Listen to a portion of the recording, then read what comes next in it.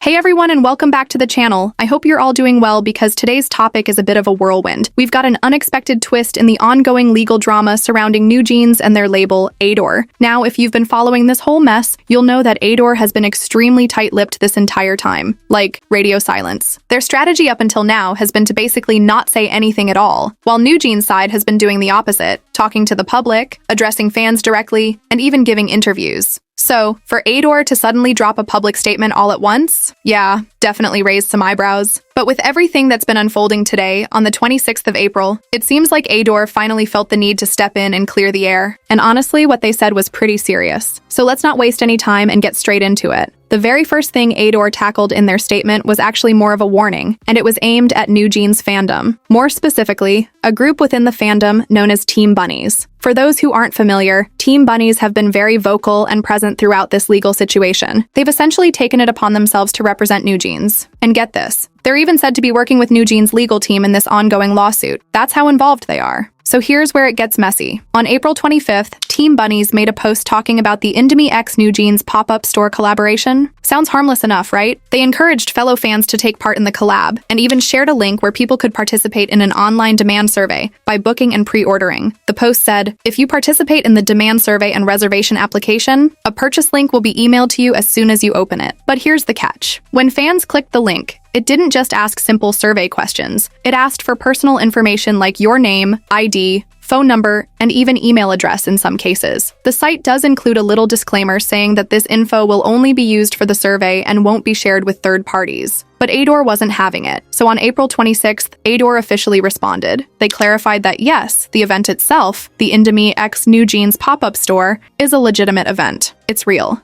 It's official. Ador confirmed, the event was an official event held by partners with Ador's prior approval, meaning the brand deal itself was completely above board. However, and this is important, they made a clear line in the sand by stating, Ador has never requested or been involved in promotional activities or personal information collection through fan accounts. In other words, yes, the pop-up store was approved by Ador. But no, Ador has nothing to do with fan accounts like Team Bunnies collecting people's personal data in the process. That part?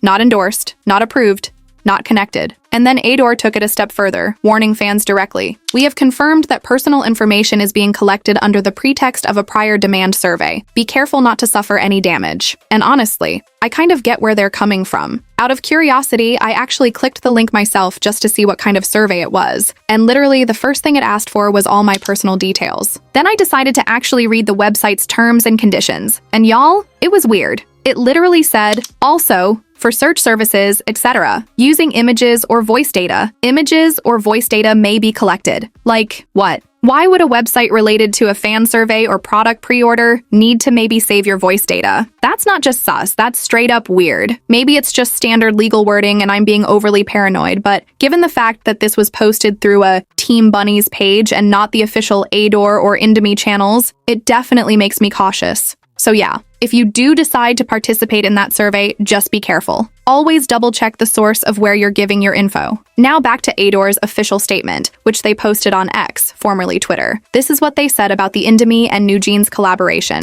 Hello, it's Ador. NewJeans is currently working as an advertising model for the Indomie brand, and this Indomie Migarang pop-up store is an official event held by a partner company with prior approval from Ador. So again, they're making it very clear. The event is legit. It was approved. But that doesn't mean anything goes when it comes to fans running their own promotional activities around it. Despite the clarity of that message, some Korean netizens weren't having it. The comment section under Ador's post got brutal. Let me read you a few translated ones. If you had gone to Hybe at a time like this and demanded better treatment, it wouldn't have been a breach of trust, right? Before you even do your work, you've already filed a complaint against all the malicious commenters and even filed additional complaints. So if you slander the fandom like this, you're just trying to kill your own group, right? Another person clapped back with, it's funny how people who maliciously leaked personal information of their artists and then left it alone can say anything. That fandom is much more trustworthy. Someone else chimed in with a pretty heavy accusation referencing Ador CEO Min Hee-jin. 1 year ago, fact-checking she was caught leaking trade secrets, trainees' personal information, idols' personal info to extern party CQ to the media. It was said that in addition to the theft of information artists, there are also reports of in-house abuse. And another comment read, it's really funny that the newbies who leak members' personal information to the media are posting notices like this. For a company that doesn't even care about protecting personal information. So clearly, this is not a one-sided issue. While Ador is warning about fans collecting data, others are pointing fingers back at Ador for allegedly leaking information themselves. And many people keep bringing up Hani's visa situation in particular. Now, regarding Ador leaking information, people bringing up Hani's visa information, and I don't know for sure if Ador leaked her personal information or not, and I'm not here to defend them blindly. But I will say this. It's kind of obvious that her visa was going to expire at some point. She's not originally from South Korea. She's Australian, born and raised in Melbourne, and that's info that's been public on K-pop profiles for years now. So naturally, when she moved to Korea to work as an idol under Ador, she would have been on a work visa. And when she publicly stated she no longer works for the company or her contract was terminated, of course people are going to assume that her visa is affected. That's literally how work visas operate. Again, unless it's proven that Ador leaked anything that wasn't already publicly known, we can't say for sure. Just to be clear, I'm not supporting Ador just because I love them or think they're some perfect company, but I will say this. Ador played a huge role in getting New Jeans to where they are today. From the moment they debuted, New Jeans were given everything. Great styling, huge opportunities, and a dream career. And now suddenly, after Min Hee-jin got exposed for doing allegedly illegal things and was removed from her position, that's when New Jeans started speaking out more and more. To me, that doesn't seem like just a coincidence. It feels very planned.